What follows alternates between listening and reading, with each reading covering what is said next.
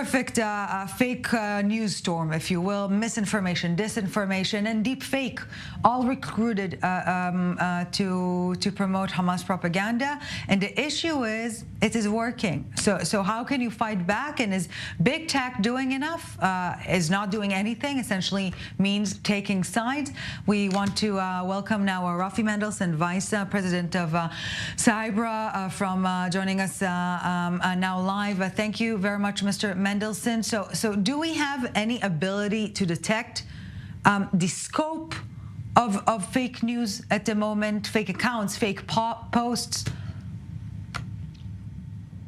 Thanks for having me on, Ellie. The news is that we can actually detect fake accounts, and that's what Cyabra has been working hard at doing. What we've uncovered is a massive scale of fake accounts, pro-Hamas and coordinated fake accounts across social media platforms, and that shows us the extent to the disinformation and the narratives that are being, the false narratives that are being spread, but also gives us an idea of the scale of the operation that's taking place in the online battleground. So this disinformation tsunami, if you will, is to an extent backed or even fueled by the action, or more accurately, lack thereof, by social media platforms themselves. Well, the problem of disinformation and fake accounts on social media is not specific to this event. Cyabra as a company actually happens to be headquartered in Tel Aviv, but we track foreign interference when it comes to elections. We were monitoring the Russian invasion of Ukraine. As a company, we work with governments to identify fake accounts and disinformation across the online space. And so when it came to this, we were expecting a high level of activity. But what we saw, we were kind of blown away with. In terms of the sophistication, the scale, we've been able to uncover over 40,000 fake pro-Hamas accounts that are actively participating in conversations online and spreading those false narratives. So it's something we expected to happen.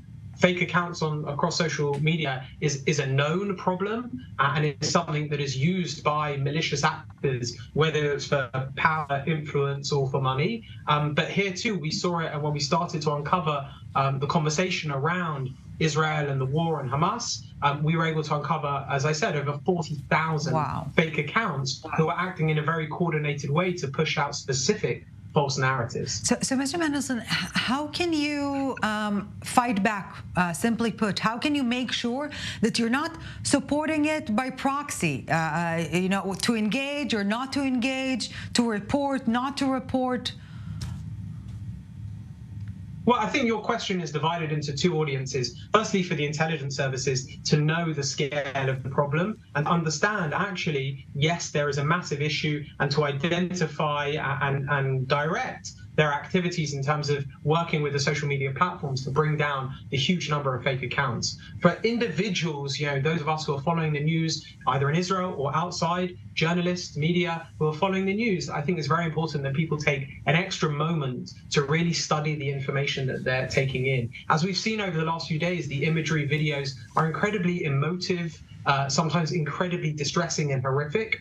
And so that draws us in and brings out a response. So I think it's important that everyone takes a moment and also crucially checks the source of the profile. We see some fake accounts that were created over a year and a half ago and were lying dormant, not really doing much. And then over the last, the first 2 days, the 7th and 8th, we've seen them posting out over 600 times. And so we see specific behaviors of accounts. And so for us as individuals, when we're engaging with that kind of information, take an extra moment to look at the accounts, look at the information, look at the profiles. If they're posting every few minutes, then that's an indication, however authentic they may look, actually, this might be a fake account. What we found in the first 2 days of the conflict, of the war, is that 1 in 4 accounts engaging in this conversation were fake, 25%. So there are a lot of fake accounts out there. They are being successful in taking part in this wider conversation. And so that we as individuals should really watch out and take a moment and really understand and study,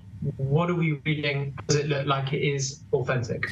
Yeah, it's yet another active frontline part of this war, intertwined in this war, in the way this war will be won.